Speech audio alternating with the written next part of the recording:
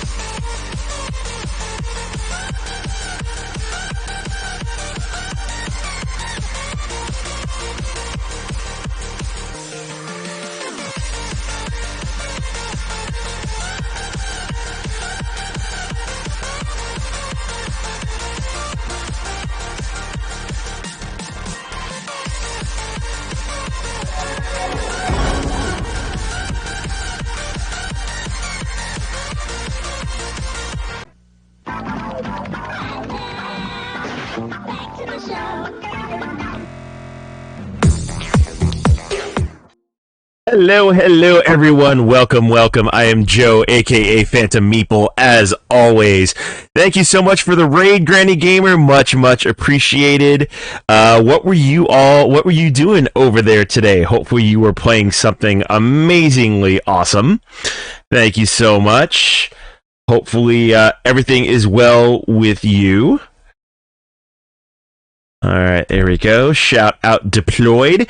Anyway, welcome everybody. Celestial Octopus, I know you're lurking. Hello to you.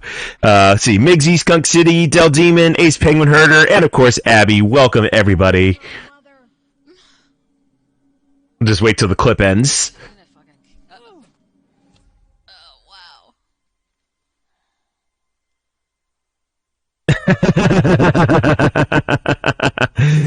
Yeah, Migsy, that rainbow emote of yours, man. I'll tell you what, it's getting around.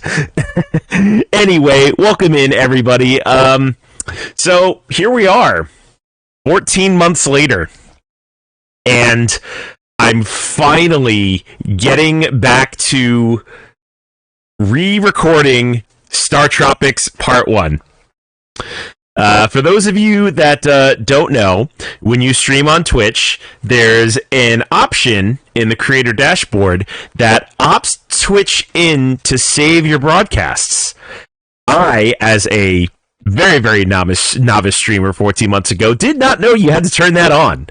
So here we are, and mic gain is high. Should not be the case at all. That's weird. Huh, I haven't changed any settings. Well, let me look at my mic settings, and I will be right back.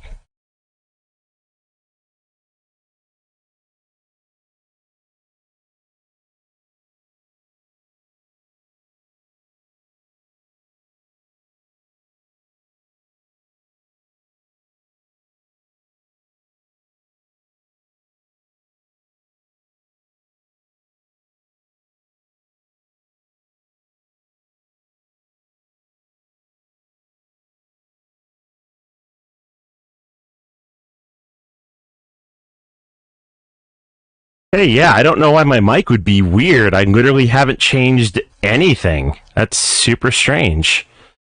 Let's see. Look at my settings here.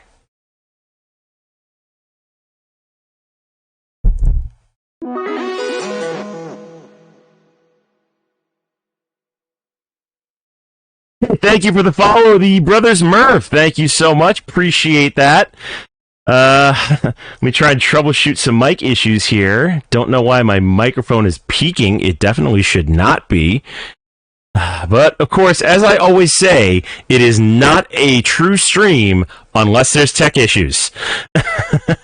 So, of course, I'm going to troubleshoot all this now.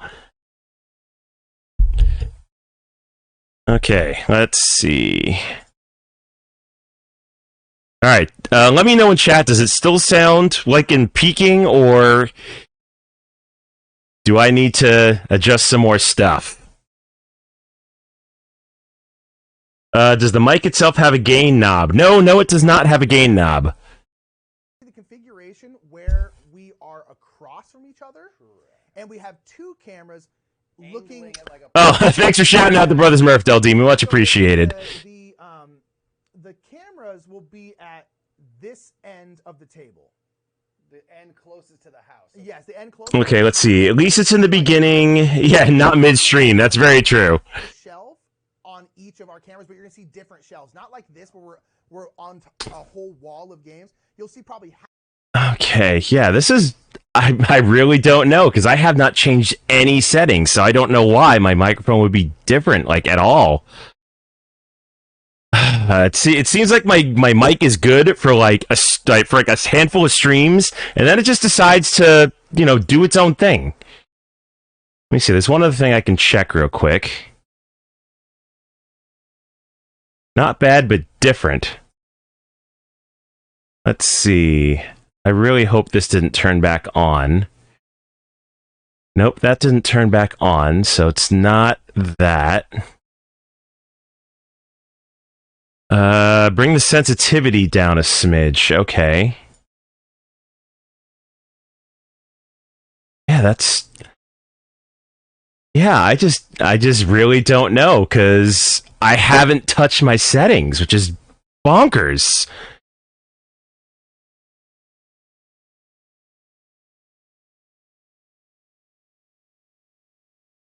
Let's see.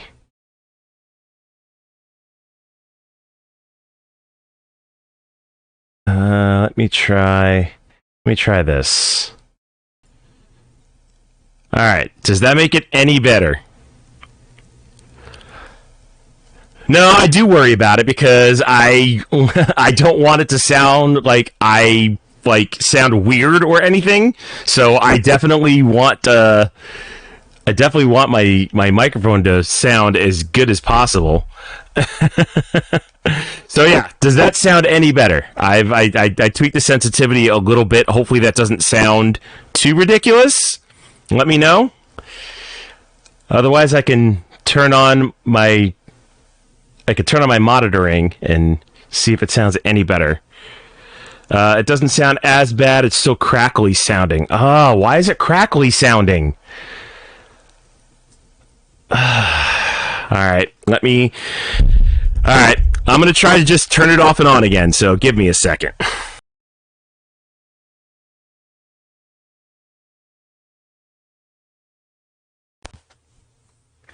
Okay, so I've literally turned it on and off again. Hopefully that makes it sound a little bit better.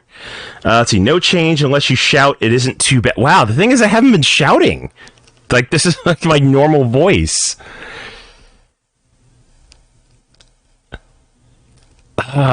This is so frustrating. Well, maybe we'll get to the game today. I guess this is going to be a mic troubleshooting stream. yeah, ASMR stream trying to get my mic to sound right. All right, hold on. I'm gonna turn on my monitoring because I want to see how I sound. Okay. Oh, that is crackly. That's really bad. Yeah, I don't like that at all. Hey, welcome in, Joe Sundell. Yeah, it's clipping a bit. Yeah, I don't know why. I really don't know why. I literally have not touched my mic settings until now, and all y'all say it sounds really, really crackly, and like it's clipping. Great. I'm gonna have to play with this again tonight. Well, the thing is, I don't think this microphone actually has a gain on it. Like I'm trying to mess with my settings within OBS to see if that's doing it.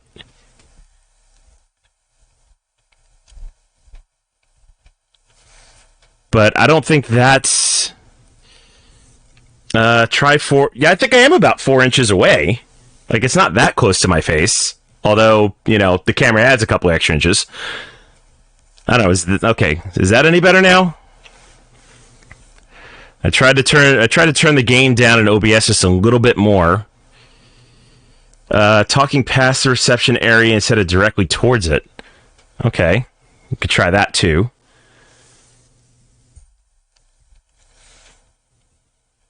Alright. Okay, let me know now. Does it sound absolutely any better? Because if not, I'm half tempted to just turn off the stream and mess with this microphone, because I hate having crappy sound settings, because I know that annoys people to, like, the nth degree. When you're tilted and looking at chat, it goes better. That's so strange. Okay.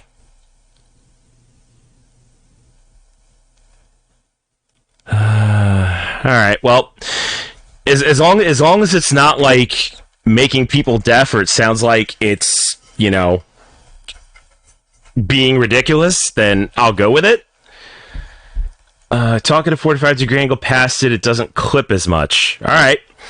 Well, if y'all say it sounds good when I'm not talking near it, which I usually don't do. Let's see. No, it's not crackling anymore. Okay, well, if it's not crackling anymore, then let me reset the sounds that I had on it, because now I changed my filters, and now I want to put them back the way it was.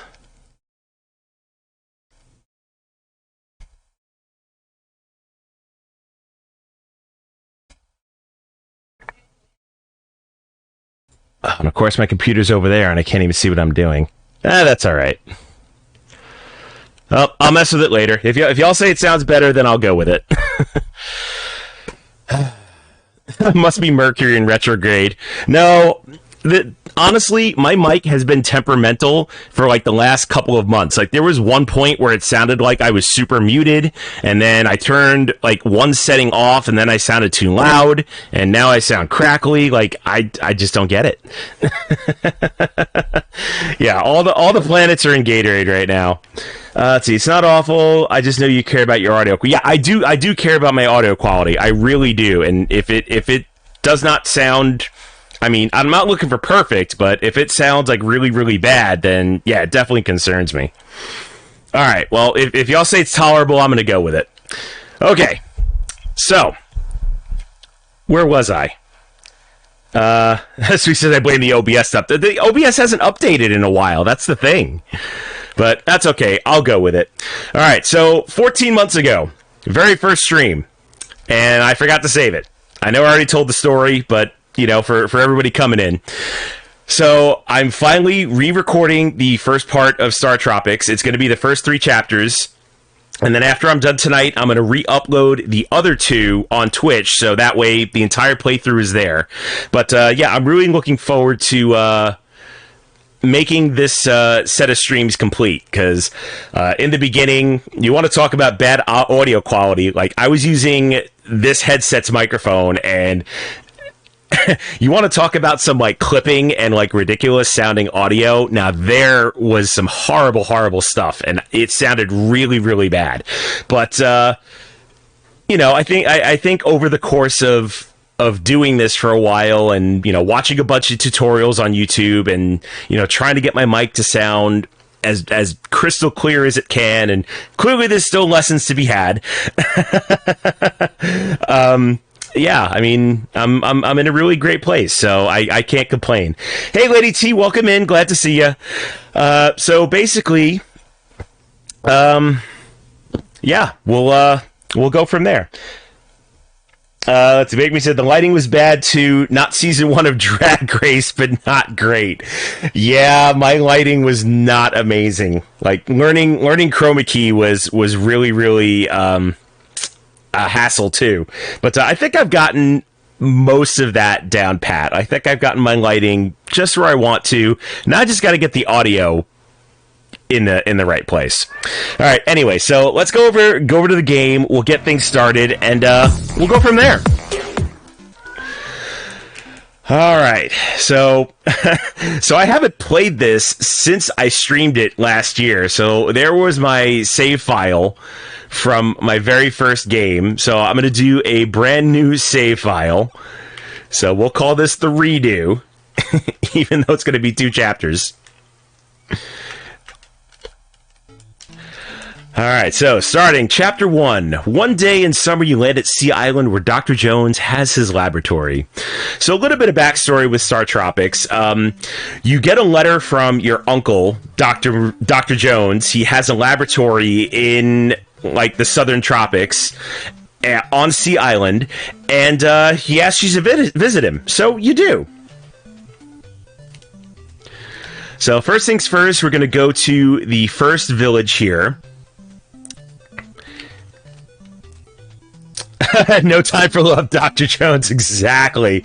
That's a great quote. Love it. So the first town of Coral Cola, nobody knows who Mike is yet. So you have to talk to literally every single villager so they get to know you so you can actually go and see the village chief.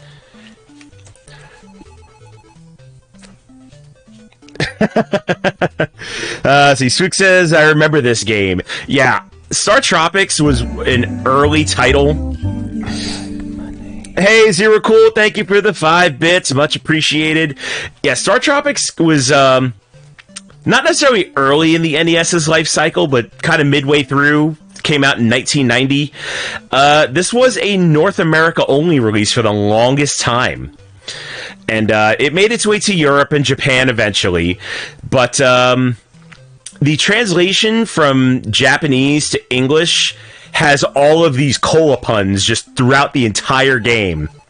Hence the towns, being called Coral Cola. Obviously, cola is the big, I guess, pun in this game because, us Americans, we love our soda. Baker Moose says, can we state that your first stream was also on a snow day? So please don't bring that part back. That's very true. So in February of 2021, yeah, the Pacific Northwest had a huge snowstorm, and I think it was like 7 or 8 inches of snow. It was really, really bad. And yeah, go figure. I play a game based in the tropics, trying to think about warm weather. Hey, the whole card. What is going on? Glad to see you. Had my fill of Wild Bills last weekend. Yummy. Speaking of soda, glad to see you, my friend. It's been a while. All right, so of course, here we go. We talked to the chief of Coral Cola. I've been waiting for you. I'm Chief Coral Cola and a good friend of your uncle. Listen, Mike, I have some bad news. Last night, try not to be upset, but your uncle, Dr. Jones, has been abducted. Uh-oh. It has. How you been? I've been pretty good. Can't complain one bit. We must keep this from the Islanders so they don't panic. You are the best hope of rescuing Dr. Jones. I don't know what to do. Can you help? Well, I mean, do I have an option to say no? Because I could say no and I guess game over, but I guess we'll push the story on. Joe Sanda says, I'm surprised they didn't change Dr. Jones to Dr. Pepper. That would have been really clever, except they probably could not get away with the use of a brand name. But the funny thing is, as soon as you say yes to helping, good, you're brave. Take this island yo-yo. Funny story, yo-yo is a trademark term of the Duncan Company. You may think this yo-yo is just a toy, but it's very powerful. Mike, you're an ace pitcher. Use it. So the funny thing with the yo-yo, when Nintendo re-released StarTropics on the Nintendo Switch Online service, they actually changed the name of this weapon to the Island Star as to not have a copyright dispute with Duncan. So a little bit of trivia right there. Many monsters have appeared the last few years. Don't let them get you. Mike, the fate of your uncle is in your hands. Find a tunnel in the village and hurry to Dr. J's laboratory. Yeah, Dr. Salt then, right? Or the child of Dr. Salt and Dr. Pepper, Dr. Paprika. Yes, Blue's Clues reference for the win. Let's see. Holcart says, when you said Duncan, I thought Duncan. I need coffee. Yeah, no, not Dunkin' Donuts, although I hate not having Dunkin' Donuts here in the Pacific Northwest. All right. Oh, you're Dr. J's nephew. Here's the tunnel. Good luck. See, all I had to do was literally talk to everybody. It's like, oh, now they know who I am. And this is the entrance to the first dungeon, which, how odd is it that a dungeon separates the center of the island from the town? Like, how did people get through there to get to and from the lab, you know? Mighty Meg says, do you know of the sequel to this? I do. Zoda's Revenge is also another favorite NES game of mine. I haven't played it on stream. I really should. But it wasn't as successful as StarTropics 1. Like, they changed up the whole formula, threw in, like, a time travel element, and it was a good game, but definitely not as enjoyable as the first. Dr. J, the basketball player? No, not Dr. Julius Irving. Dr. Steve Jones is Dr. J's actual name. And, of course, they took Dr. Jones as a nod to Indiana Jones. Mixie says, I just found out about it. Really? Yeah, so Zoda's Revenge was one of the games that came out late at the end of the NES's life cycle, like 1994, I think. So yeah, it was definitely a later title, but by then, Super Nintendo was already, dominating, so StarTropics 2 hardly had a chance to thrive.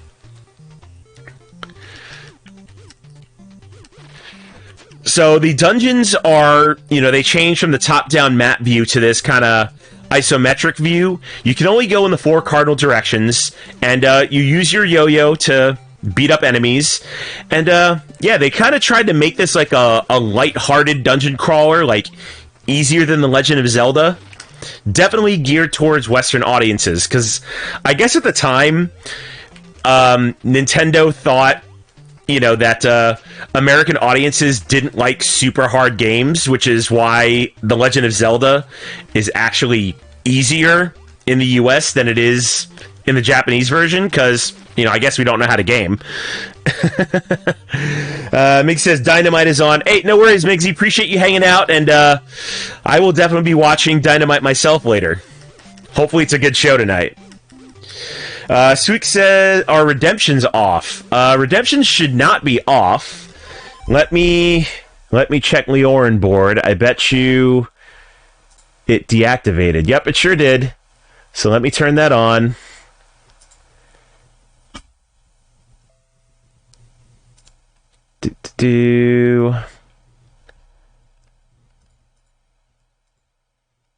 Alright, there we go. Yeah, Sota from the floor.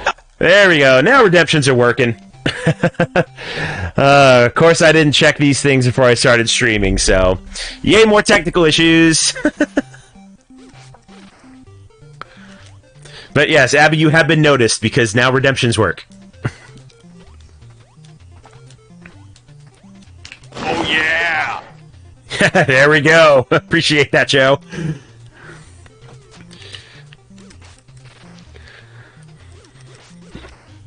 So this first dungeon, not too much to it, kind of straightforward. As you get later in the game, the dungeons get a lot more maze-like.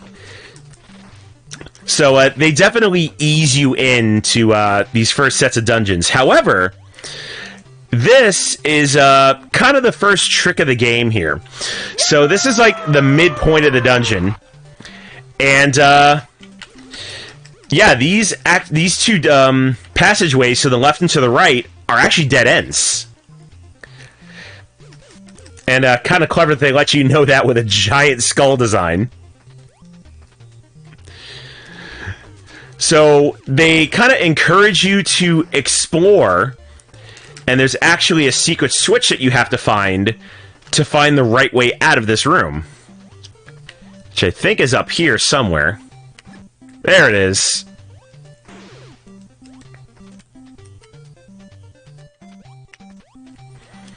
Then we gotta find the switch to open this treasure chest. Here we go. And now we've got some torches, which can be used as a sub-weapon. They are limited, but you can throw them. And they will be very useful for the boss in this dungeon. I mean, the yo-yo is great by itself, but the torches do just a tiny bit more damage than the yo-yo actually does. Alright, now the music's changed, so now we've gotten to the good part. And you can kind of see the similarities in some of the enemies, like between Legend of Zelda and StarTropics. Like, they tried to keep that familiarity. But it still kind of has its own feel.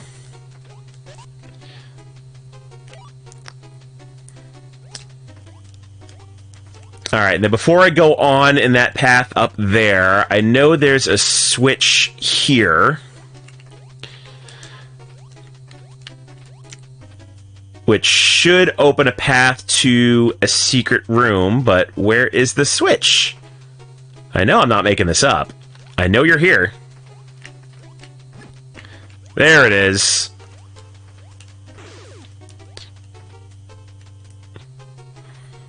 Alright, so you walk all the way down this path here, and we come to a secret room. So a lot of these secret rooms had potions in it. There were, sometimes you had an opportunity for extra lives.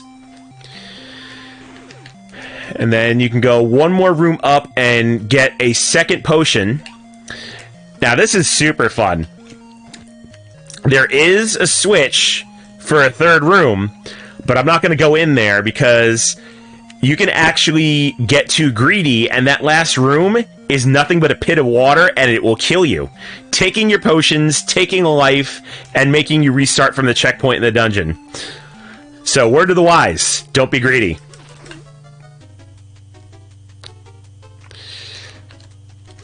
Alright, try and get that snake going so it doesn't run into us.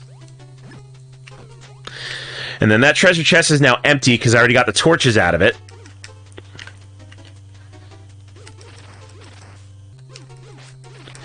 Then everything in the room should open the door up here. And there is the first boss, the sea serpent. So basically, it's just gonna spit fire at me. And then in between its shots, I can throw fire back at it. Now, another easy way to fight this boss is you can get up right in its face with the yo-yo and just kind of go for it. Or, I'm going to show you something fun here. Let me go ahead and use a potion to get my third heart back. You can actually skip this boss entirely. So as long as you can move quickly, walk right through it, boss done. So there's a little fun glitch if you want to get through the first game's boss super easily.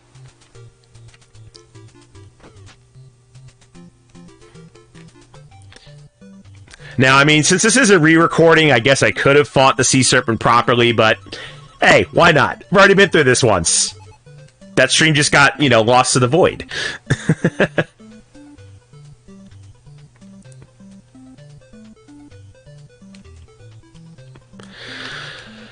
Alright, and here we have Dr. J's assistant, Babu. Mike, you know Dr. J has a submarine called Sub-C. The ID code to start the engine of Sub-C is 1492. Now isn't that clever?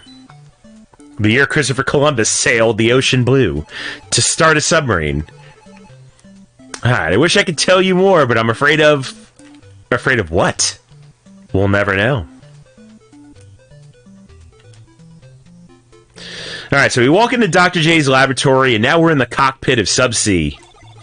Welcome on board. I'm the navigational computer of Sub-C. Call me Navcom. Although, that's just Rob the Robot. But they didn't want to say so. Alright, ID code 1492, start engine, aye aye Captain. Subsea is ready to launch, all ahead full. Alright, and there's chapter 1, short and sweet.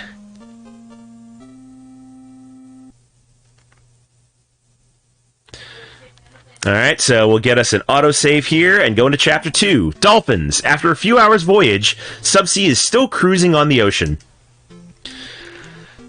So we'll move forward a little bit, and we should come across a dolphin.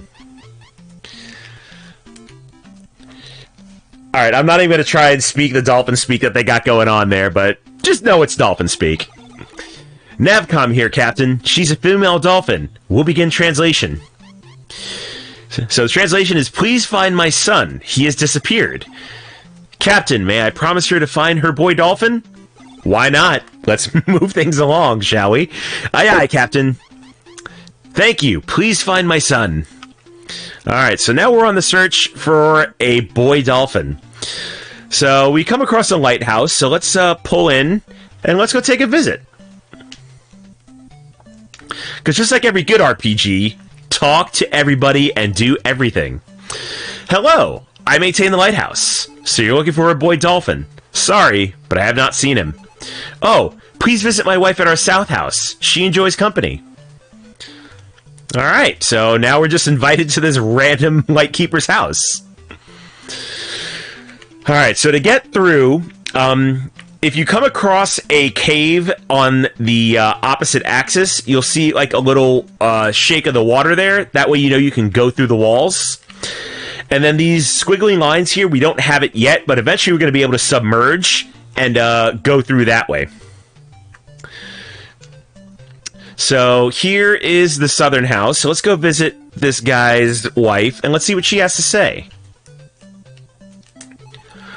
Welcome, welcome. It's so seldom my husband and I get visitors. So you're looking for a boy dolphin. Sorry, but I have not seen him. But early this morning I saw a bottle on the beach. I wonder if it's a clue to the lost dolphin.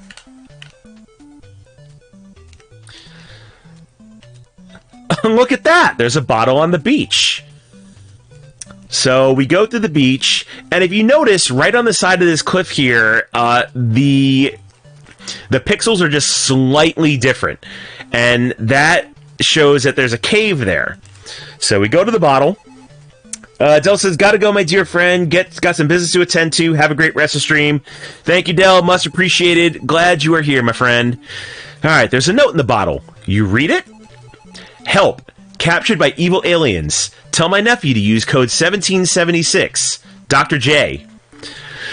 So, his uncle gets kidnapped by aliens, yet he had the time to write a note and toss it in a bottle, throw it in the water, and it miraculously showed up on that single spot. Like, what are the odds? Do you want to read it again? Nah, I think we're good. I think we can memorize that the code is 1776. So let's head back to the sub here. Navcom here, Captain. Input the ID code now. ID code 1776. Aye, aye, Captain. Submergible system ready. Please press the B button when you want to submerge. Alright, so now we can take advantage of these submersible spots and travel up further.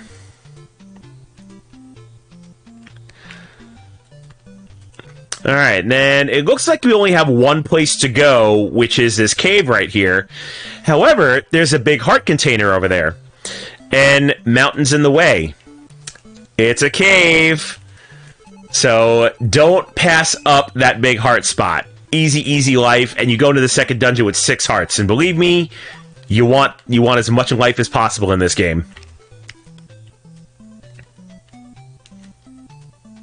Alright, so dungeon number 2. Here we go. So this was a little bit larger. Introduces some new enemies. Like these mudfish, which are a pain. And this is what I'm talking about, that you want the, you definitely want the life, because the timing to jump over those things is ridiculous. The sub-weapon in this dungeon is also a baseball bat, which is not great. It basically just does a 360-degree attack around you. Stronger than the yo-yo, but you have to be super close range, so not a super ideal weapon.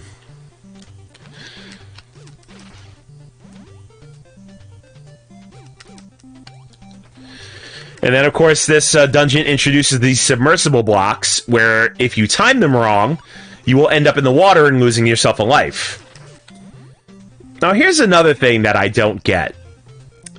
So, obviously, you're like this ace pitcher baseball player, yet you don't know how to swim. Like, what are the odds of that? I mean, I guess they had to leave in some hazards in this game, you know?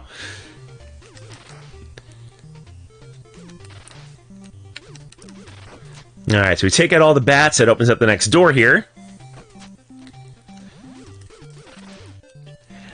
Oh, and then those starfish are super evil if you let them get going.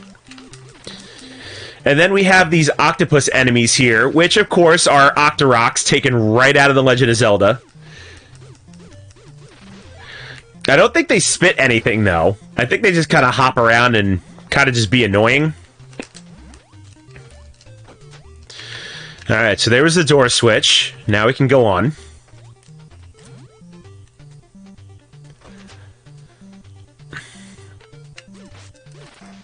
Alright, can I take out this snake really fast? There we go. Mostly just trying to kill enemies to see if any hearts will pop out.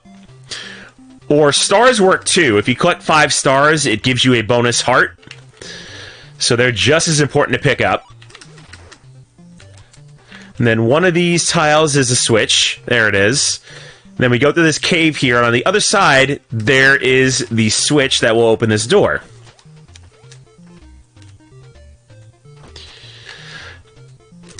Oh, and more of these starfish enemies. See, if they get going, they are such a pain.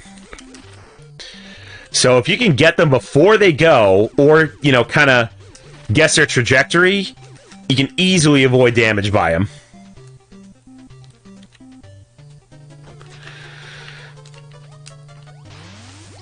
Alright, then we got this pufferfish here, which is, again, more annoying than anything. You don't really need to take it out. It's just, again, there to be a nuisance. Thanks for the lurk, Swook. Much appreciated, my friend. There we go. We got the door.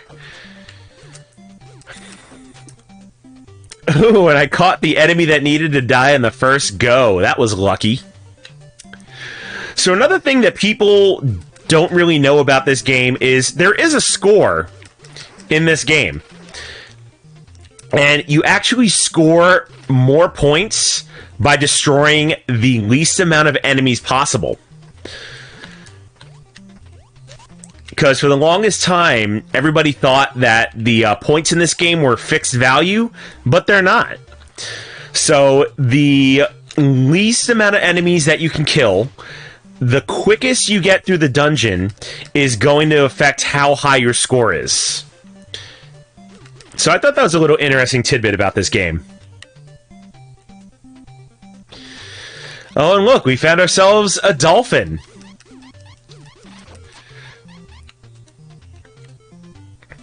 And a giant octopus that has captured it.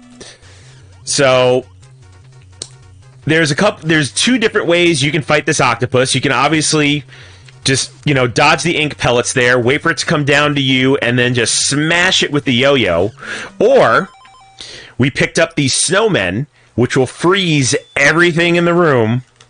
And now you can just wail on this thing, not even worry about the damage. And if you can get through 2 volleys of that, you got yourself a dead octopus.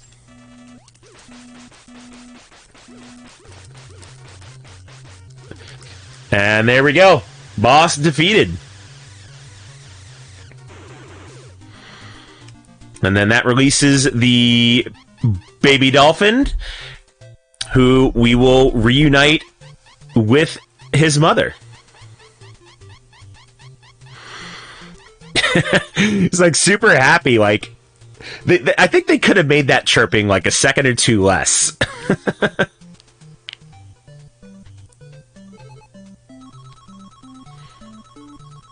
All right, there we go. So there's our not so arbitrary points. All right, we got our game save. Now we go into the submarine. All right, Navcom here, Captain. He is the boy dolphin. He is thanking us for saving him. Let's signal his mother.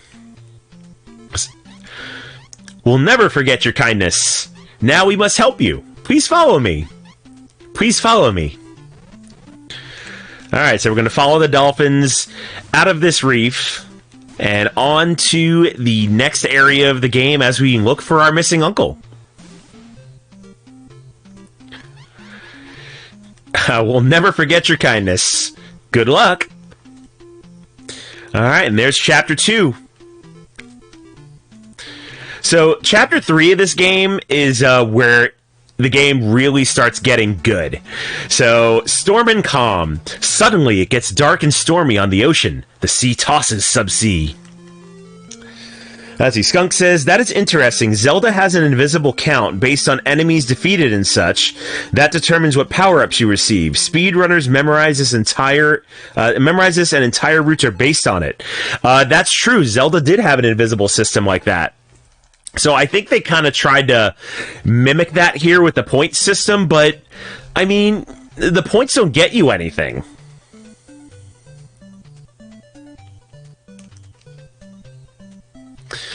Alright, so we come across a random house here. You look tired. Here, drink some coconut milk. You drink it and feel much better. So, as I was saying before the chapter change, so you go to Miracola and find help for your wrecked ship. So Chapter 3 is where the game starts the chapters being longer. Like, the first two are just kind of, introductory, kind of ease you in. But Chapter 3 is the first chapter that has multiple dungeons in it. And they make you go through one just to get to the next village of Miracola.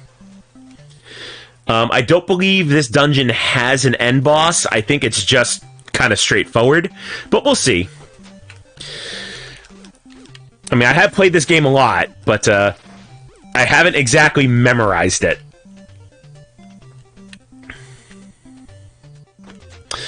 And the interesting thing about this game is, yeah, the points are based off of how many enemies you kill, but it's kind of hard to know, like, which enemy is going to open a door or, release a passage. So the weapons, the sub-weapons in this chapter are those bolas. So it's a string with like two, like I think ceramic balls is what the instruction book says, and they do a decent amount of damage. Again, a lot better than the yo-yo, but limited in number. And those flying monkeys are just. They're not the greatest. It's like you kind of have to stay like offset to them, so they don't just keep jumping back and forth all over you and just wreck your life bar.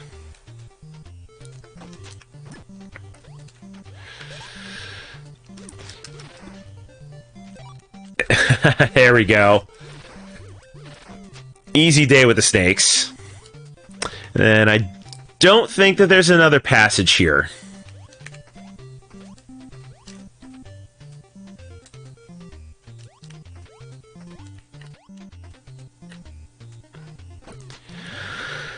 Oh, I hate these so much. Alright, and then we'll go off to the side here. Because these two side switches have hearts on them, so the life replenishment is definitely going to help. And then we'll go quickly so we don't drown. Oh, and these skull ostriches are the worst. They're very beefy enemies, and they take a lot of yo-yo shots to kill. And sometimes if you jump, you can get a better frame rate and fire the yo-yo faster. Doesn't always work, though.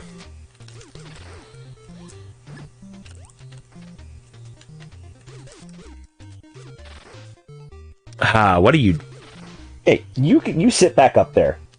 It's not time for you to take a nap. Alright, I think there's another switch in this room. There we go.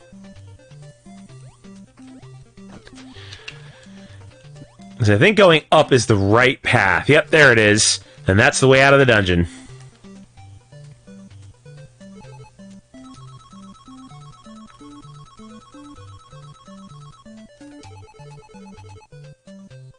Alright, so we get our save point. And now we can go to Miracola. Alright, so once again, you've got to talk to everybody. Otherwise, the village chief will not talk to you.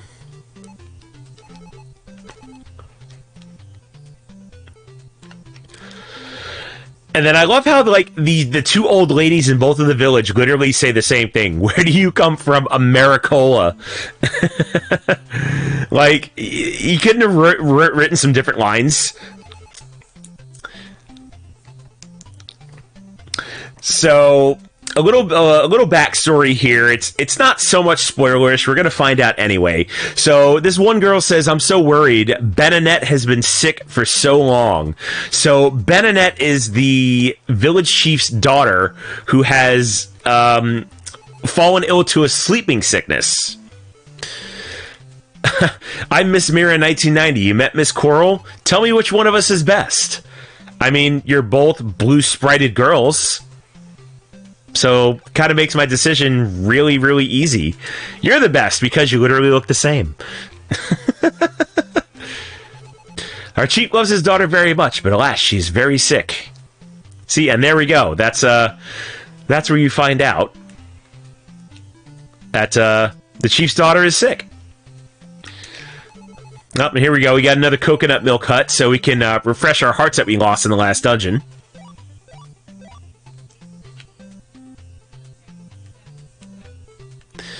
And then that should be enough people that we can actually talk to the village chief now.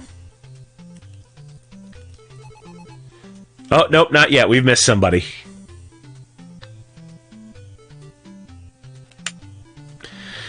I mean, I do like that this game forces you to literally talk to everybody. Because, you know, that way you don't miss, like, a vital piece of information. So that guy down here, and then this one up here should be the last two that I need to talk to. And now I should be allowed into the chief's hut.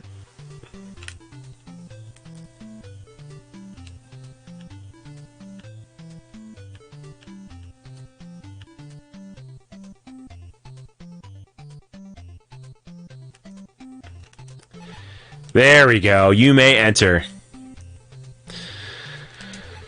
I'm just hanging out. He's the chief of Miracola. Random. Why even put him there then? Alright, I'm Chief Miracola, Mike. I've heard of your courageous adventure. Please, can you help me?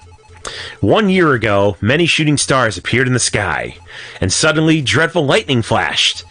Since that night, my dear Benonette has slept and she will not awake. Please help my daughter. She is upstairs. Some say a mountain hermit who lives. Some say a mountain hermit lives who has healing spells. You must find him. Please help my daughter, and I'll fix your wrecked ship. So there's a fair trade. Go cure the chief's daughter, and we'll get subsea repairs.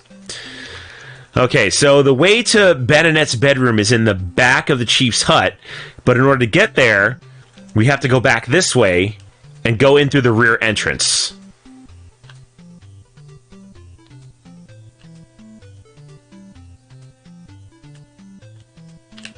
Which should be... Yep, there it is. Benonette is sick in bed. Oh, you're Mike. Yeah, damn right I'm Mike. Represent. I'm so worried. Benonette has been sick for so long. And there she is, sleeping in bed. Alright, so we visited Benonette. And now we should be able to take the eastern path out of the village and see if we can find this mountain hermit. But that is going to be no easy quest, however.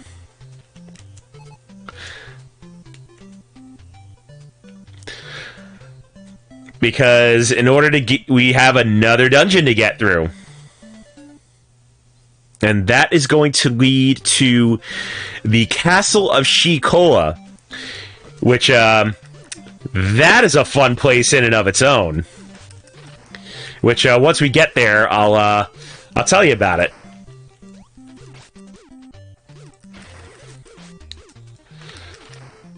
I didn't know why I went for the snakes. I could have literally just walked past them, but I didn't.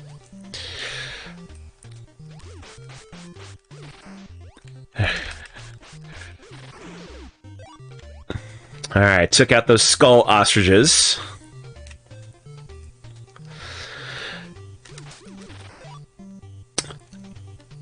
Alright, so now this part's really clever. So obviously we're in the dark, but you can walk up and down this one strip of land here and see which one of these snakes comes the closest, and that's the spot where you will jump in order to get across. And then, this Octorok here, I think it's up. Yep, there we go. Use the Octorok to see the path to jump in order to get across. So, clever use of dark mechanics here.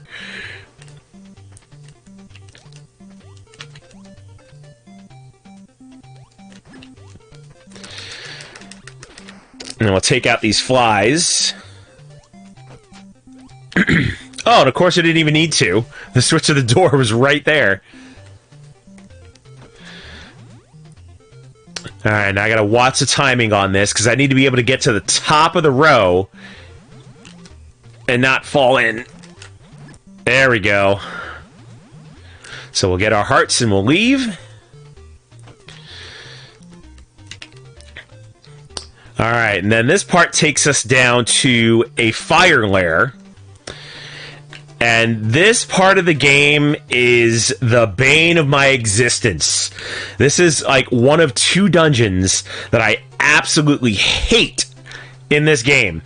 So that signpost that I picked up there is actually a gambling game.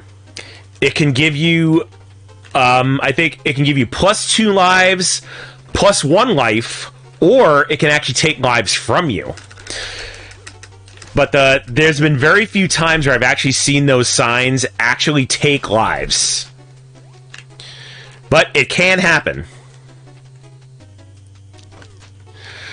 Alright, and then this part of the dungeon is where this lava creature comes in. And you can pretty much just avoid it. And then going up the left side here, I think get you some hearts.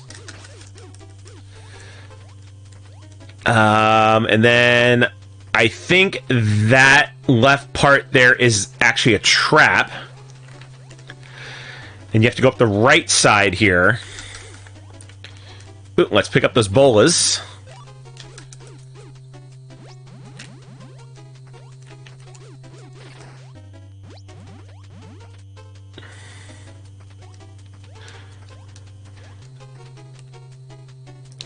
There we go. And then jump across, because we can wait for the timing of those sinking blocks. Which is right about there. And then I think there's a switch here? Nope, no switch. And then, of course, we have a new sub-weapon, which is a slingshot. Slingshots aren't bad. Alright, and then we have this fire elemental here, which there are 2 switches that you have to hit in order to disengage the platform it's on and defeat it. Otherwise, it takes no damage. Wait, do I still... Oh, I don't have potions. Oh, I'm gonna die here. Let's use it up here. There it is. Alright, so there's one switch. And now I just have to not get hit by any of this fire.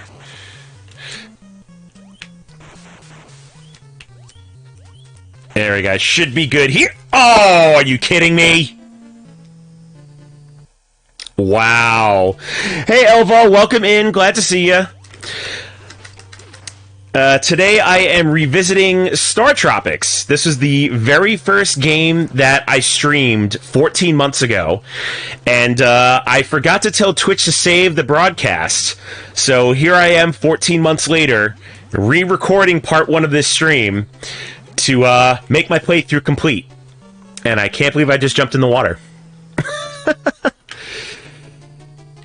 That was terrible.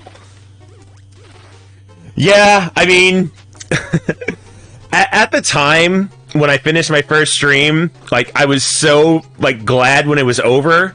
And then when I went into Twitch to, you know, download it for backup, and it wasn't there, I was so confused. I'm like, where'd my broadcast go? And then, yeah, lo and behold, save your broadcasts. So I tell that to every new streamer. Enable your saved broadcasts. You will thank me later. Yeah, Skunk, the literal floor is lava.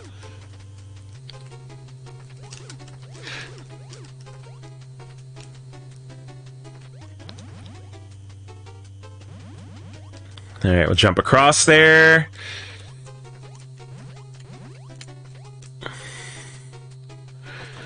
Alright, and let me try not to get killed by this fire elemental this time.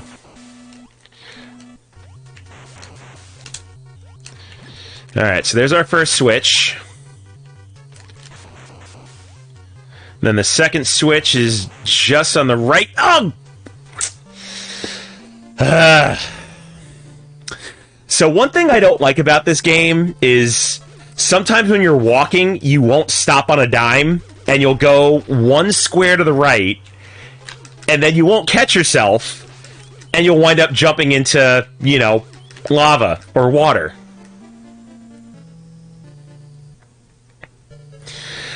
Well, I said at the beginning of this dungeon that I hate this dungeon with a passion. And this is why. It's just annoying.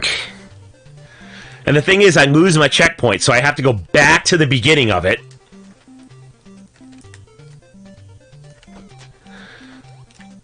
Alright, we'll take out these skull ostriches again. Alright, you're gonna come down? Nope, you're gonna go over there. Typical walker, blame the legs. I do blame the legs. Not my fault.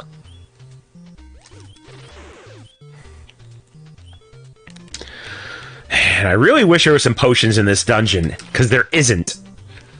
Well, I'll take a heart, though. I definitely need some life. Like, a star, anything. That wasn't great.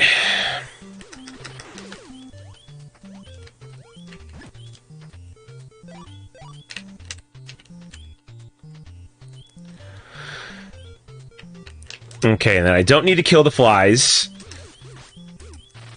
Although it's not going to be a bad thing if I don't. Because I'm literally dying here with half a heart.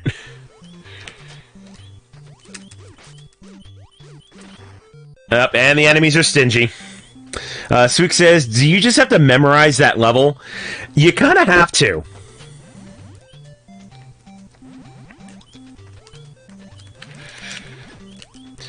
Because, yeah, you have to remember that, you know, the left side of the lava jumping is just hearts. The right side is the actual way to go.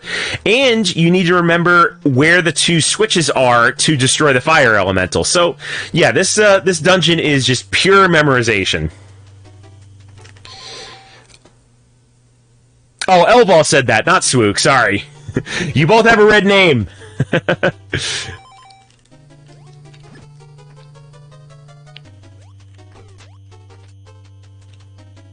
So, my apologies.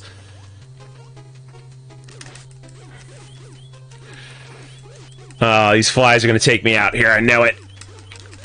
Yep, there it is.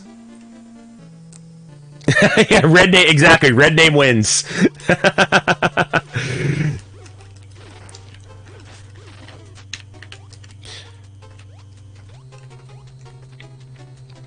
Yeah, that's another thing. Like, you can't attack on an angle, but literally every other enemy in this game can. It's such an unfair advantage. But that is one thing they did change in StarTropics 2. In StarTropics 2, you can go all 8 directions, and you can attack on an angle. But, not here. And it is definitely a detriment sometimes.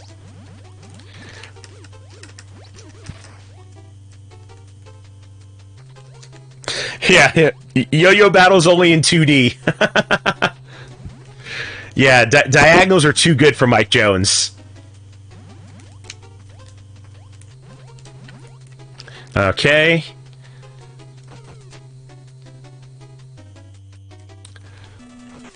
Alright. See if we can take this fire elemental out without taking too much damage. Alright, so there's the first one.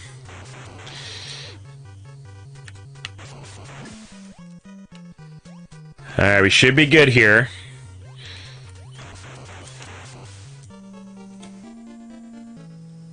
Really? That was 100% bogus. I hit the switch. That boss was done. Ah! I hate this dungeon. And the thing is, the dungeons after this one are, like, so much easier. Like, this one is just such a pain.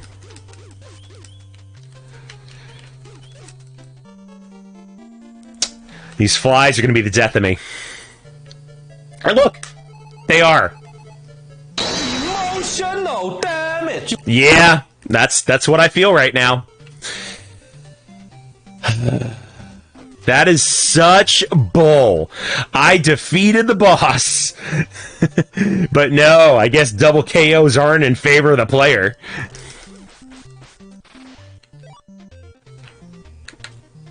Alright, come on. Get over here, you.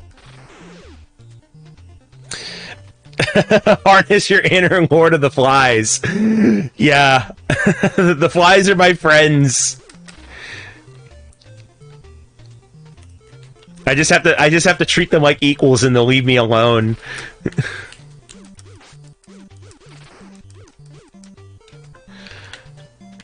Oh, that is just a bad place for that snake to be. Oh, and it's not going to come towards me either. There we go.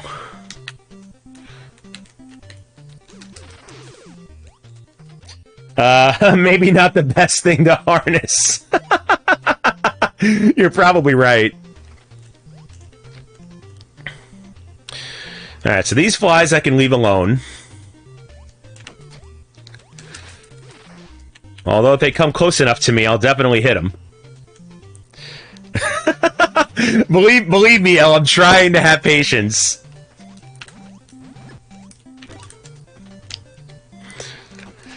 Alright, made it through the first part again. What I really need, I just need to get better at fire dodging so I can just get rid of that fire elemental and move on with the game. Alright, plus 2 lives there. I'll take it.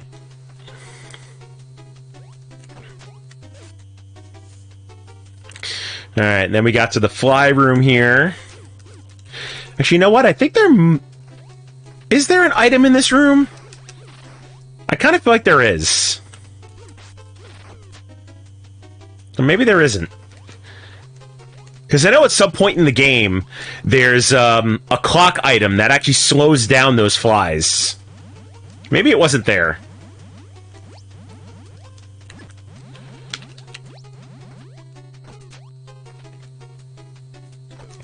Alright, so back up the left side, because we definitely want the hearts.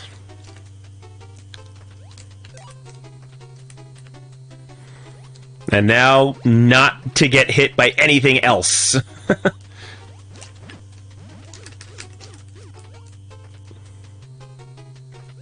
There we go. Nice and easy.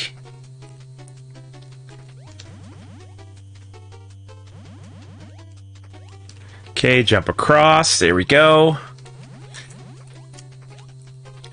Those sinking panels always make me so nervous.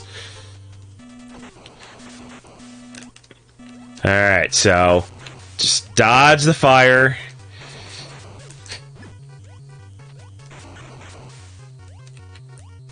Alright, so we got that one. Now I just gotta make it across. Hit that switch.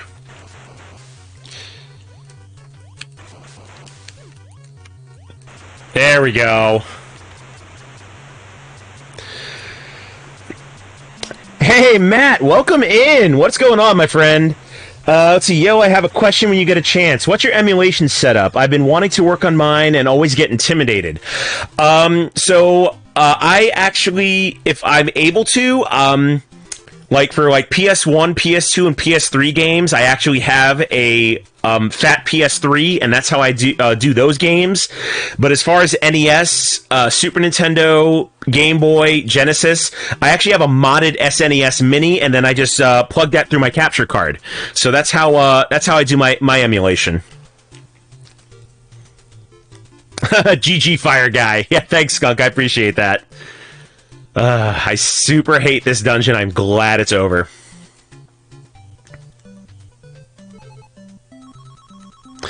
Alright, so now we get to the super fun part of this game.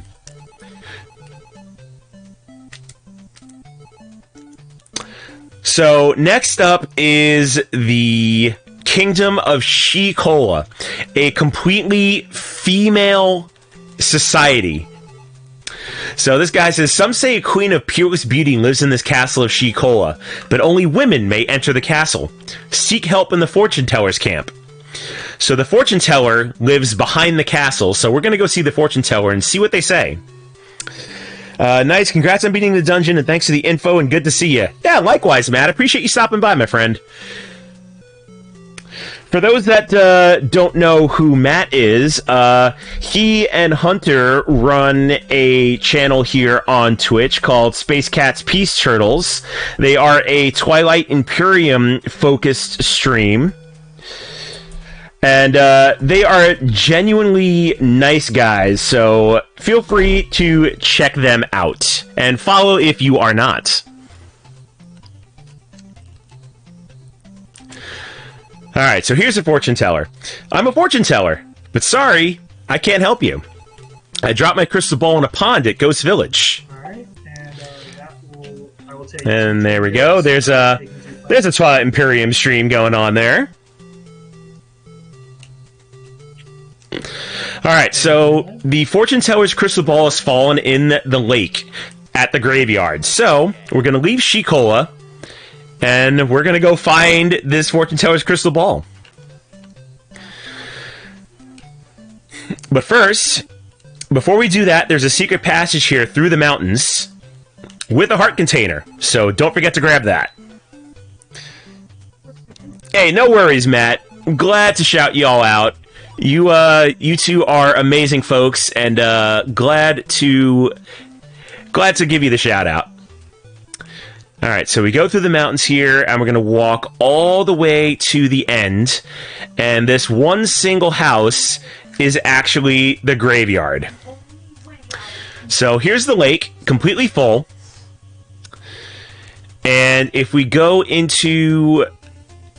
So there's a different colored tombstone here, and that's actually going to be a dungeon.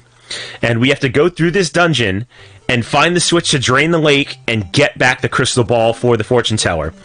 But this dungeon is actually a bit of a maze if you don't know where to go.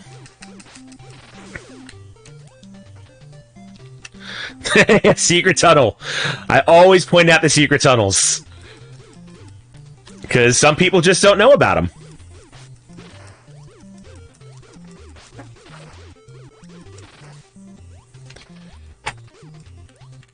Alright, I thought there was a switch there, but there isn't. Alright, so, word to the wise. This top path here, I'll take it anyway. This top path is actually a dead end. The random walking makes sense, right? Yeah, so you can stomp on all these blocks here. None of them will actually activate. And the only way out is these stairs.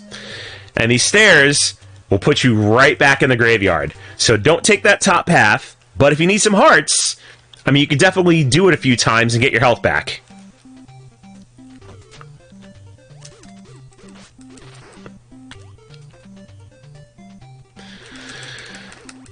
So now I'm going to show you the correct way to go. So completely ignore that top path there with the skulls. And then take out the skull dogs down there. And then this last block here is actually the switch that opens this bottom door here. And this is going to be the path we want to go. Now, here comes the fun part. So, as you saw, I was taking damage there. That's because there are actually invisible ghost enemies in this dungeon. And you actually can't see them until you pick up an item that allows you to see them. And that item will be in this dungeon. Now, these mummies, they're super slow and very, very strong. So you kind of want to lead them along in order to defeat them if you need to. Alright, so here we go. So now, that is a light rod. So if I go back in this room here, and I pause the game, go into my sub-menu, and use it, now there's ghosts. Now they're visible, they can be defeated.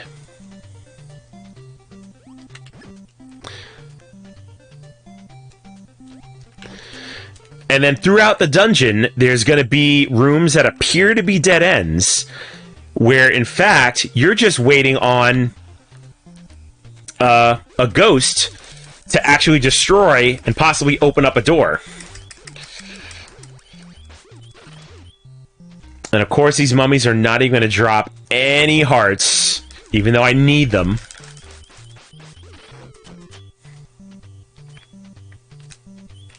Not going to give me any. Alright, so this is another room where there's some ghosts waiting.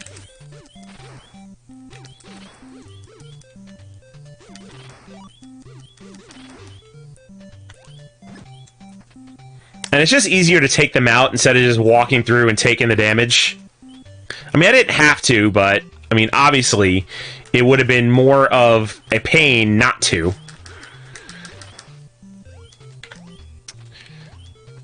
Alright, now there should be a switch here. One of these panels. I'm hoping these skulls drop some life for me, but they're not. Because that's how it goes.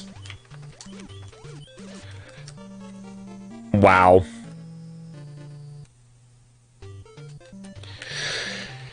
Right back to the beginning, too.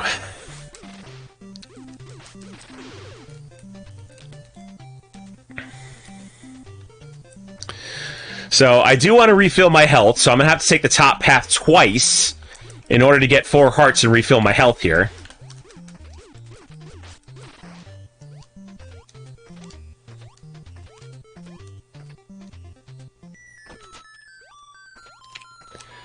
So there's one.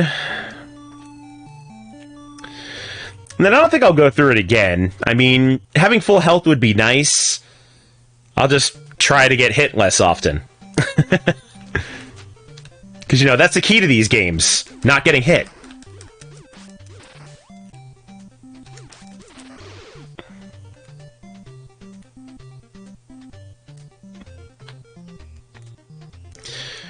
Alright, lower path here. There's one. There should be another skull. Yep, there it is.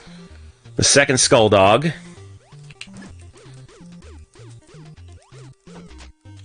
Oh, now the skull stays away from me. How convenient. Gonna lurk for a bit. Good luck storming the castle. Thanks, L. I appreciate you and enjoy your lurk, my friend.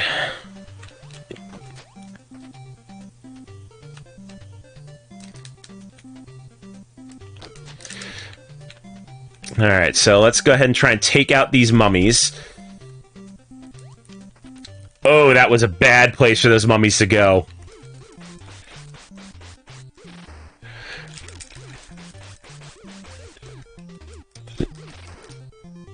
So I don't know if it's just me, but somehow I think you yo-yo faster left to right than you do up and down. I don't know, maybe that is just me. Alright, so there's our light rod.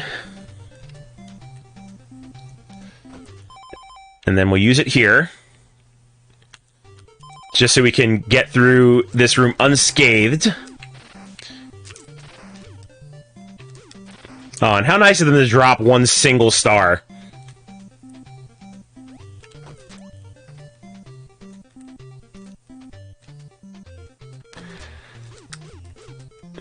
Okay. Let's try and avoid these skulls as much as possible. Alright, where's my switch?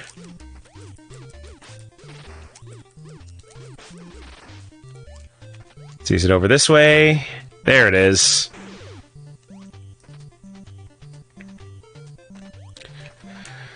And then I think there's a ghost in here?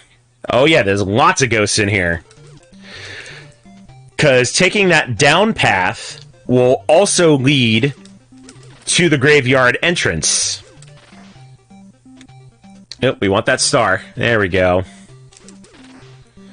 Take you out there. And there we go. And then destroying the ghosts opens up this right path here.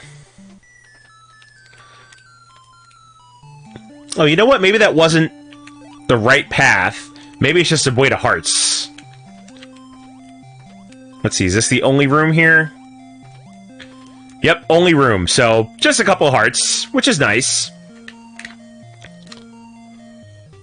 Alright, so we are going to go down.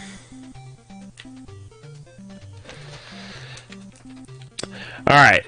Okay, so I was right. The way down does lead to the graveyard entrance, but that conveniently placed slug enemy there is actually hiding an entrance to a cave, which leads to the correct path.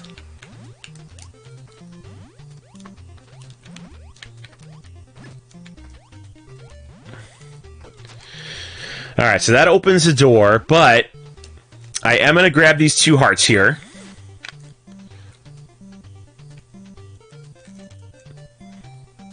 Oh, and there was a ghost there.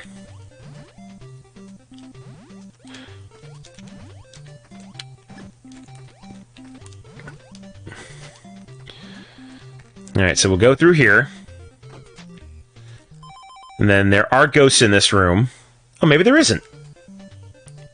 Really? It's just the switch? I guess it's just the switch. Okay.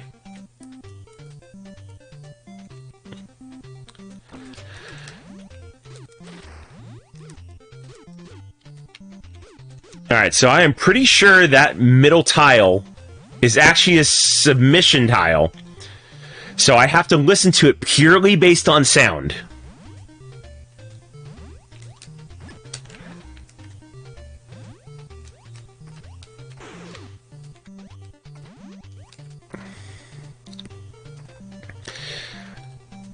Oh, that is a lot of mummies.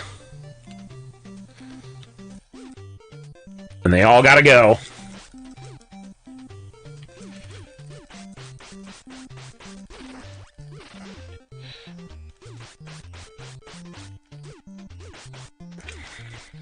Come on, come on. Alright, last one. There we go.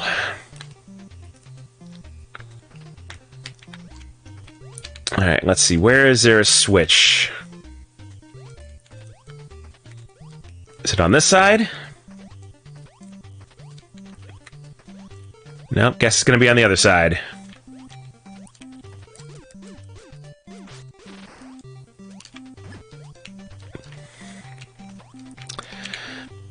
Okay, so this is purely just to find a lantern which can light up dark rooms.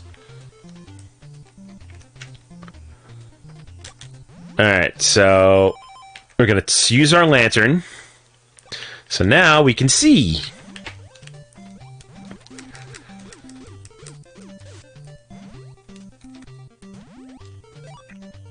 All right, we'll use it one more time.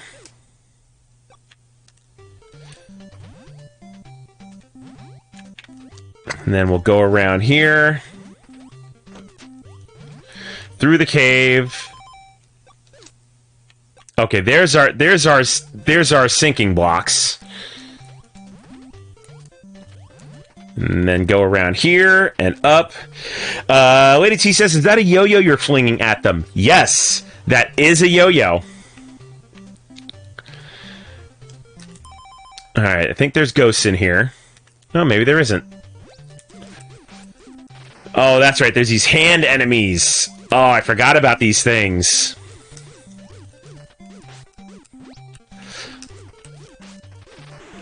There we go. Yeah, so your base weapon is a yo-yo, which I think is really amazing. So there's two ways out of this room. This room is actually a dead end.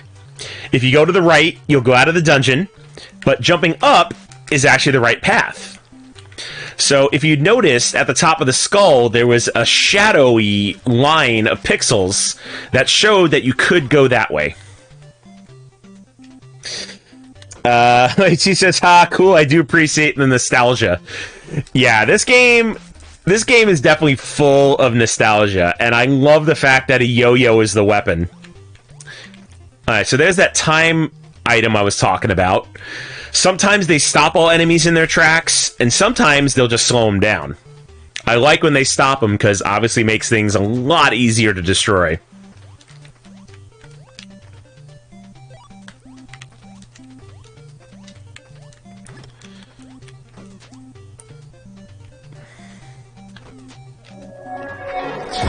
Oh, we got a raid incoming from Room 51 Live. Thank you so much. Let me switch the camera view here real quick.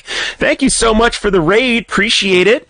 For those that don't know me, I am Joe, aka Phantom Meeple. I am a variety streamer here on Twitch.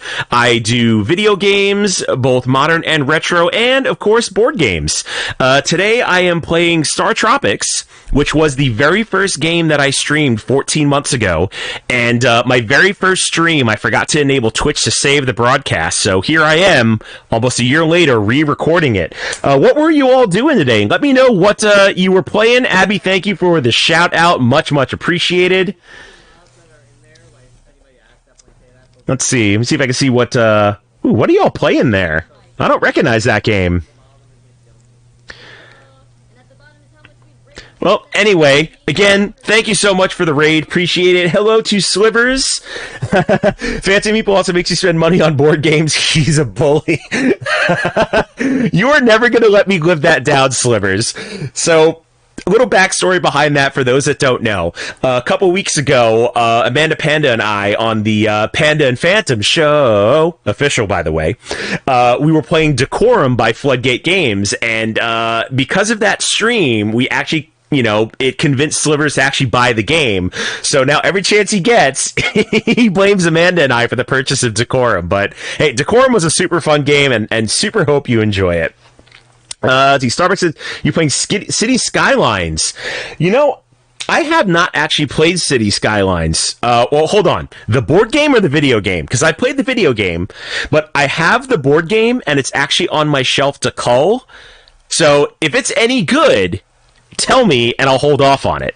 And hey, Jess, welcome. Thank you for the lurk. Much appreciated. But again, thank you so much for the raid. Much, much appreciated. And let's get back to StarTropics. Okay, video game. Cool. Yeah, I played the video game.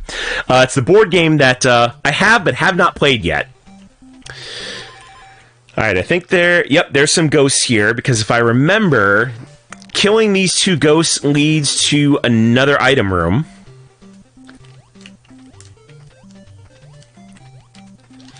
Let's see, is there a switch here, or are there ghosts here? Okay, there might be ghosts in here. Yep, there they are.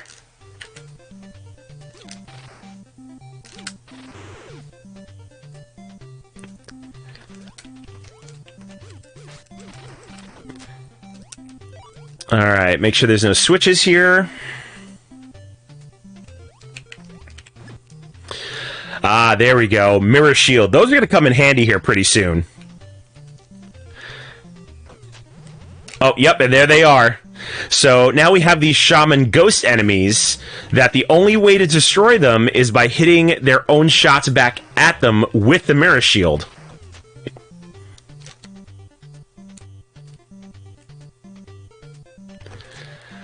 Oh, that is a lot of mummies. So I'll try and kite them, take them out one at a time, because it is a lot easier that way.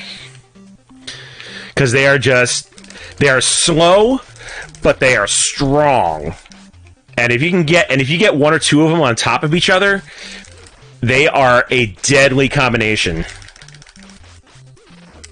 There we go, got them all. Okay, we got some bolas right here. Let's see, is there ghosts in this room?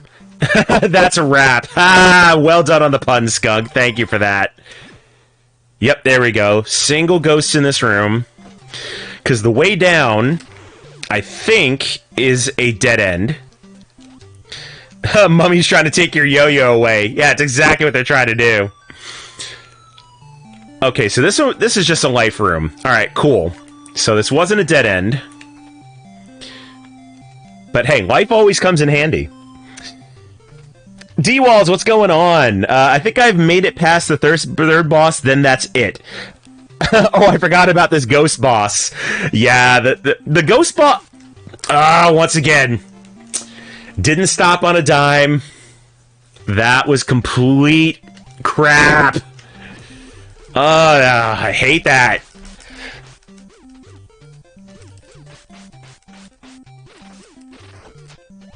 I need to go through all of that again. The checkpoint in this dungeon is horrible.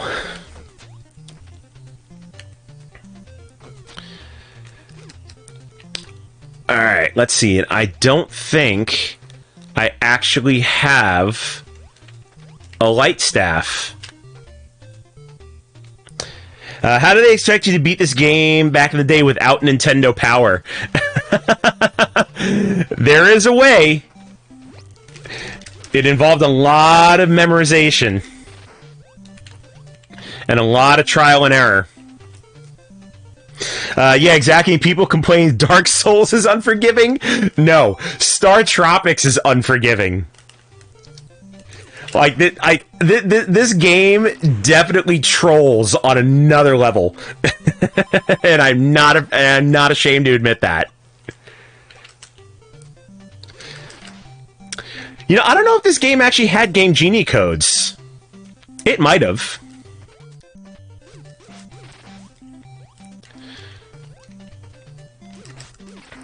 Alright, where's my mirror shield? Because I know I'm going to need it. There it is.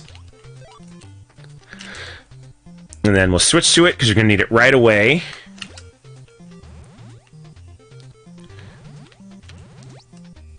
There we go, there's one. I was just a little slow on that one. But that's okay. I know there's some hearts coming up ahead, so I know I'm going to get some healing. I mean, you have to fight off an alien invasion with a yo-yo. That is true. Like, how far-fetched is that you're fighting an alien invasion with a yo-yo?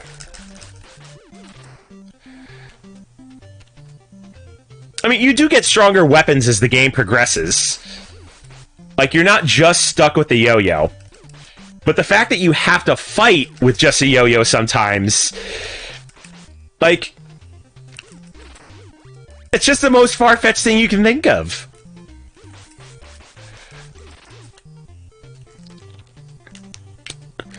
Alright, here we go. So I'll grab the bolas. And then we got this ghost down here, because we know that's going to open up to a heart room. And I could use the hearts.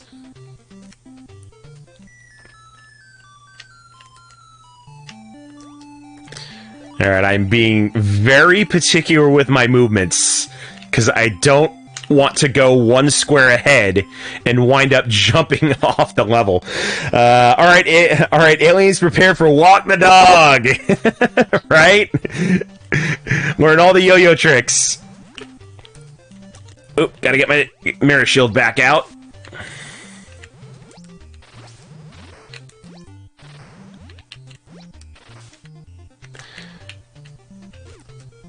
Oh, gotta keep those bolas.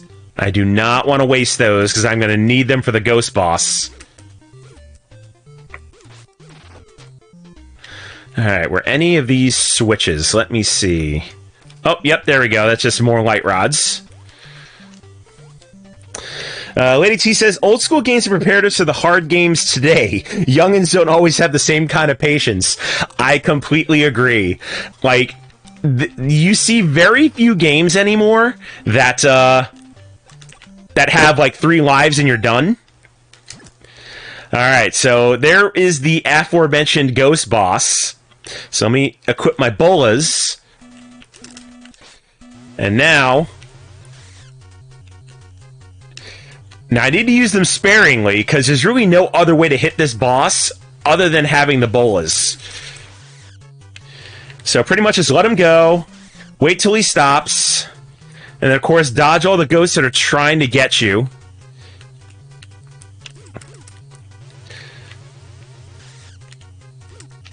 I'm wasting my shots here.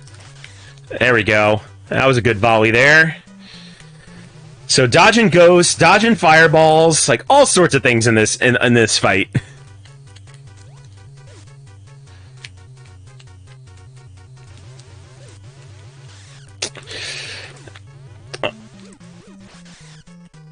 Oh, come on. I've only got 16 shots left. This is not great. Come on, stop moving.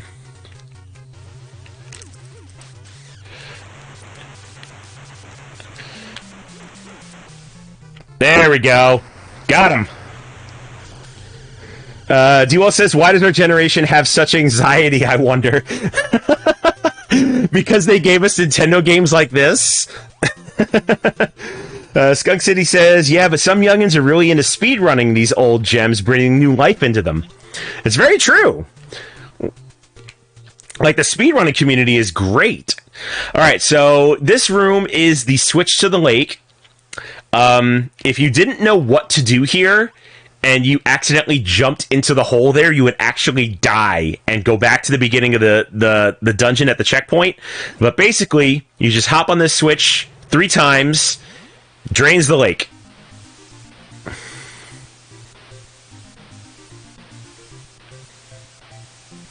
So we wait for this this pit here to fill up with water, and then that completes the dungeon.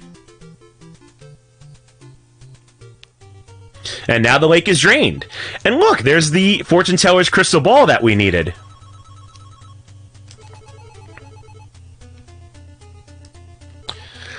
Alright. So the pond's dried up. We grab the crystal ball. And now we can take it back to the fortune teller and make our way into Shikola.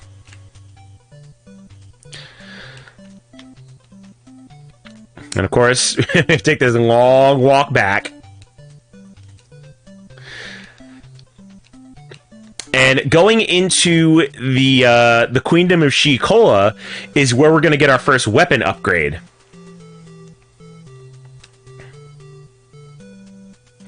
So let's walk to the back here. We get to the fortune teller.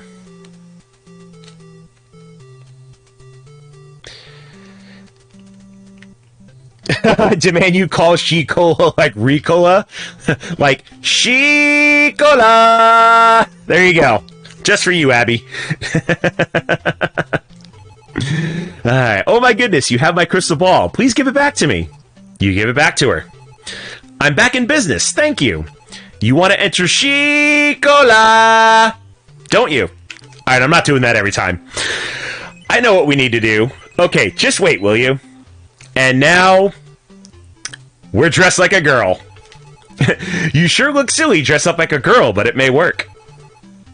By the way, let me read your fortune. Oh, in the crystal ball I can foresee, risking life and limb, a bridge over troubled water, struggling to escape. Oh, and some evil, mystic powers from a star far, far away. I'm sure those powers are controlling the monsters in the dark below. Oh, omens of disaster! I can't continue! Oh me, oh my, fortune favors the brave, so don't mind me. Now, let's enter... I'm not doing it. Shikola. You must be from Radicola. You may enter. I'm a warrior Shikola. So you gotta love the big feminine symbol on the floor here. We are busy training. Don't disturb us. Training and more training. I'm tired. You're just standing there.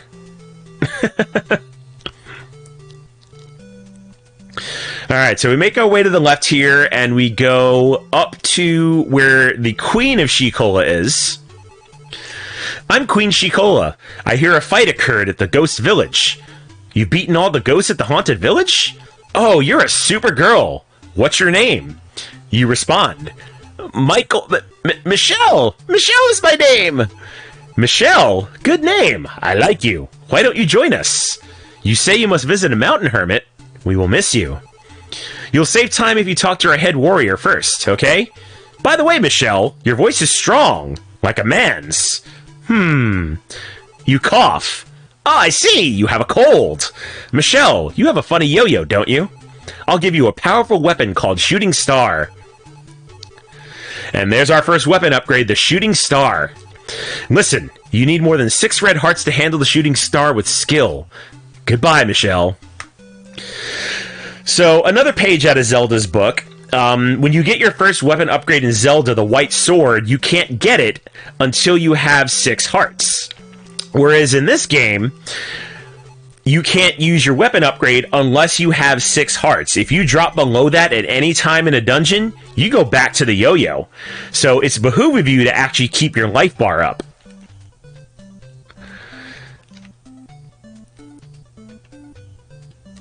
Alright, so now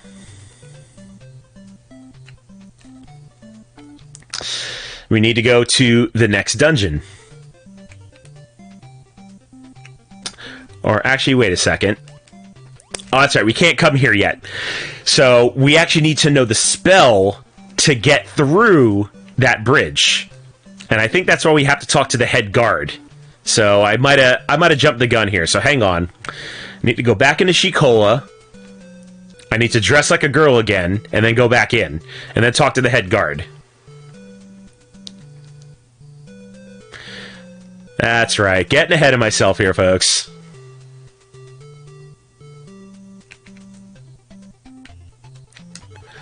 Yes, I want to enter Shikola again.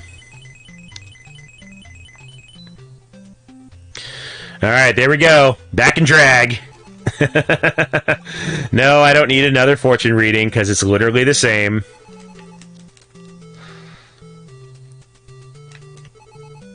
Alright, so let's see. Is it this guard I need to talk to? I'm a warrior Shikola. Are you a newcomer from her cola? The cola puns never stop.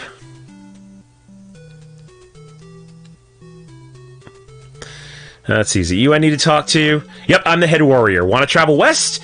Listen, shout abracadabra and jump 10 times at the tunnel end. There we go. Now we have the way through. Knew I was forgetting something.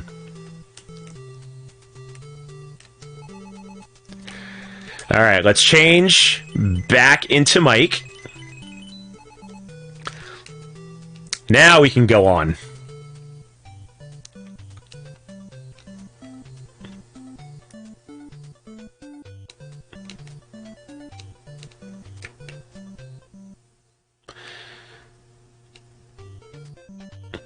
Okay, so we're going to assume that Mike shouts abracadabra, and then we'll jump 10 times. 6, 7, 8, 9, and 10. And magically a bridge appears. Alright, so we got some hearts, so now we can use the shooting star. So the shooting star is... it's like the yo-yo, except now it has a projectile. So now, my attack range is better and also stronger. So you definitely want to keep the shooting star as long as you can. Let's see. Lady T says, "Love the cross-drenching and pronoun city." Yeah, it's it was a game well before its time.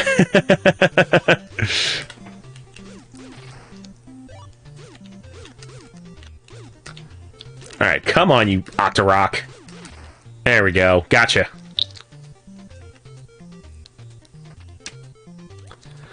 Alright, and then I think we're gonna have a bunch skipper here. Yep. Ooh, one from behind tried to sneak up on me. See, that's why the shooting star is so much better.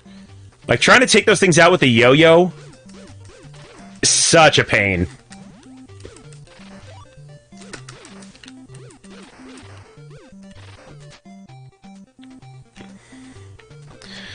Alright, and we've made it across the water.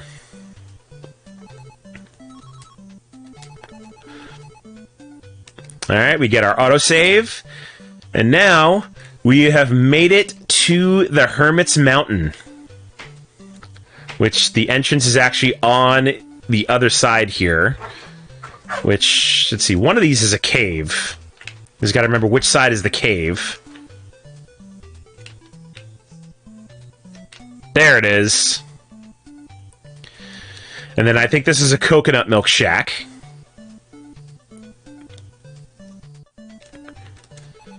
Oh no, it's Poe, the famous poet of Southern Island. Like my poems? Raindrops from heavens, fountains spring from earth, and lifting my spirits high. Okay, I thought that was a coconut milk shack, but it's not.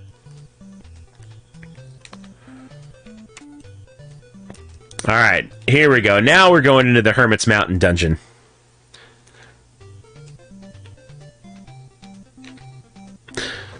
So this one isn't too hard.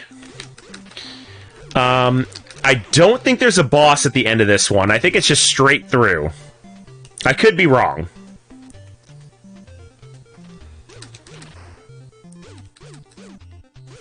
I do love the range of this weapon. Especially with these skulls, which are sometimes unpredictable where they move.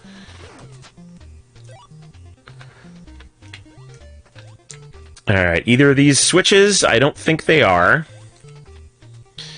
And then there's no way to get there, so we're just going to keep going. There we go. These skull ostriches. Yeah, easy day now. Taking them out. Because then you don't have to wait so for them to get so close. You just take everything out from a distance.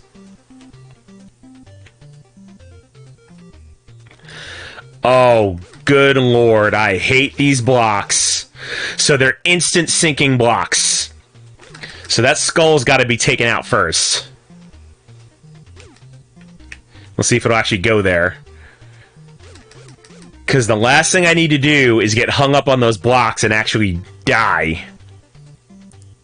Oh, is it not going to go there? Alright, I guess not. Yeah. Instant sinking blocks. Like, you cannot stay on them for more than a moment.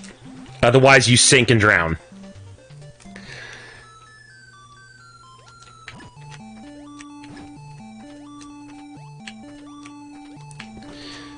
I think there's a way across there. I just don't remember how to get across there, so I'm not going for it. Alright, back down to some fire. But this one isn't nearly as bad as the first one.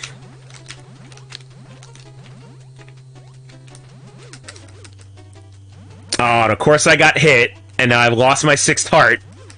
So now I'm back to the yo-yo. Unless I can get it back.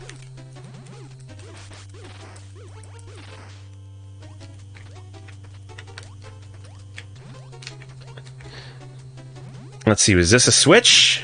Okay, there we go. That's a switch. Alright, definitely need to find some hearts.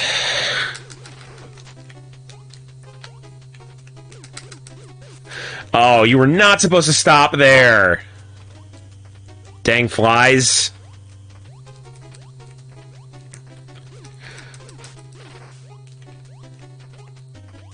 Not even anything secret in here. Oh boy. There we go. Just take it slow. There's some hearts. Oh, no! I froze it in the wrong spot! Alright, so now I gotta wait for it to wear off.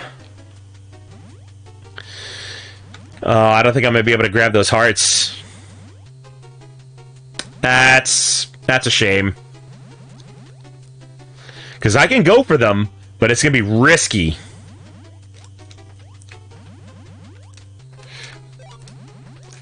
Oh. Wow, that was close. Okay. Alright, I think I have to go across here.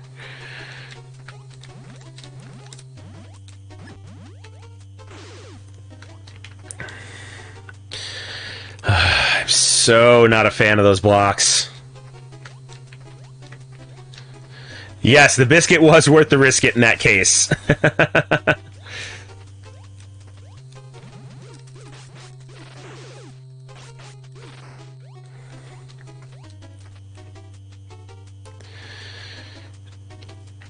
Oh, these eyeballs.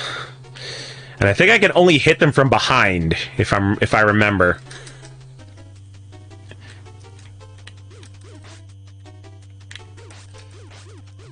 Oh, there we go. They just go all, like, ridiculously, like, ape on you when you hit them. That's what it is. Ooh, and I got the right one. Haha, lucky me.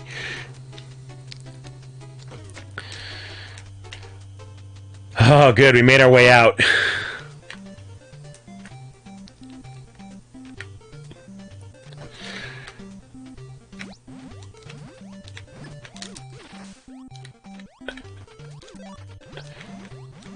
Oh, star does not help me. I need a heart. Give me a heart. Oh, and these Minotaur things. Even worse than mummies. Now, if there's any time I needed a heart, it's right now. Oh, and of course I just lost half of one.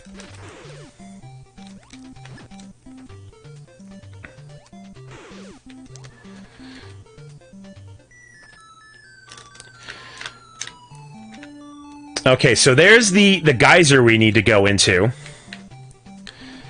It's just a matter of taking the right path. Alright, so there's another Minotaur.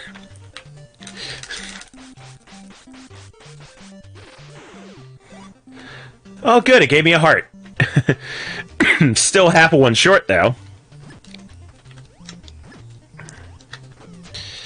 Alright, so going down, I know is not the right way. It's actually here to the right.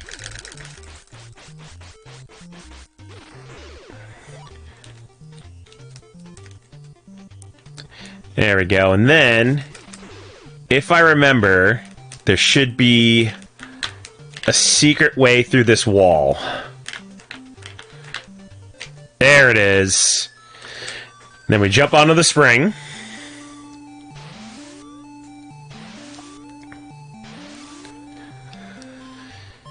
And that shoots me all the way up to the top of the mountain and the mountain hermit.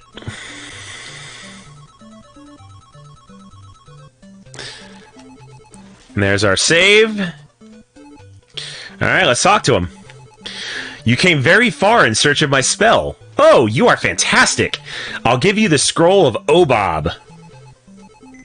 Alright, so now we've got the scroll of Obob. Don't mention it. Hurry, save the girl. Alright, so now Mike literally runs all the way back to Miracola. Tired and out of breath, you arrive at Miracola. Mike, please read the scroll and wake Benonette. Bebob, Bobob, Uma Uma Obob. Bebob, Bobob, Uma Uma Obob. Get up, Obob, Uma Uma Obob. Wake up, my Benonette. Bebob, Bobob, Uma Uma Obob. Bebob, Bobob, Uma Uma Obob. Get up, Obob, Uma Uma Obob. Wake up, wake up, wake my Benonette. Wow, it's a Miracola. Benonette, Daddy's here. Alright, and now she's up. Good morning, Daddy. I sure slept well. I'm hungry. Is dessert ready? Benonette, put down that banana cream pie. Bennet? Mike will never forget your kindness. You say you must go? Oh, yes, to rescue your uncle. I've ordered the repair of your ship. Let's go. Yeah, Banana Fanta Bo Bob, exactly.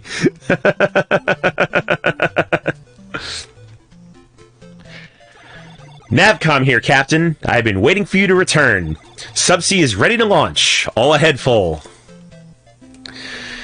Alright, and there is the end of Chapter 3. Alright, guys, gals, and non-binary pals, that is going to do it for me. So, that is part 1 of StarTropics. The first 3 chapters are done. As I said in the beginning of the stream, I'm going to re-upload parts 2 and 3 so you can watch the entire playthrough. Bear with me in part 3, though, because the ending, oh my goodness. I literally spent almost 4 hours on the last level because it's just that ridiculously hard. So I'm going to re-upload that. It's a fun playthrough. I'm really, really glad I got to revisit this and take a stroll down memory lane of my very first Twitch stream. Let me thank everybody that hung around and watched the stream. Thank you again to Room 51 Live and Granny Gamer 71 for the raids. Appreciate everybody that hung around. Thank you, Brothers Murph, for the follow. And once again, a quick thank you to them and, of course, to Ruel Gaviola for graciously allowing me to join Tabletop Live Network. I'm really, really looking forward to being a part of that team. It's an amazing group of streamers, and the first year of my streaming hobby, I did nothing but video games, and then getting into board games, the community was so welcoming with open arms, made a lot of friends, a lot of connections, and I look forward to bigger and brighter things. So once again, thank you to them, and yeah, that'll be it for the stream. Migs, how did the game go? Game went good. I just finished Chapter 3, so that's part 1 of the playthrough done. As I just said, I'm going to re-upload parts 2 and 3 to Twitch so they can be complete. And then tomorrow I will upload this to YouTube, so all 3 parts will be there. The rest of my week. Tomorrow, 1 p.m. Pacific, will be with Amanda Panda over on her channel for the Panda and Phantom show. We will be playing Guild of Merchant Explorers by AEG, so that's going to be super fun. And then on Friday is going to be an early stream for me because it's going to be sponsored by Sovereignty. Danny from Sovereignty is going to be here along with Amanda Panda and John Book of Nerds. We're going to be playing Planet Unknown on Sovereignty, and I'll be giving out my promo code if you want 60 days free access to Sovereignty. I'll be giving that out on Friday during the stream. And of course, it'll be active along after that, so that's going to be super awesome. And then, of course, on Saturday and Sunday is the last weekend of the month for Tabletop Live. I'll be joining Ruel and the Brothers Murph on the Countdown Show, 11 a.m. Pacific. They'll be introducing me to the community as an official part of TLN, and we're also going to be playing Birds of a Feather by Snowbright Games, which is currently on Kickstarter, so check that out. It's a super fun card game.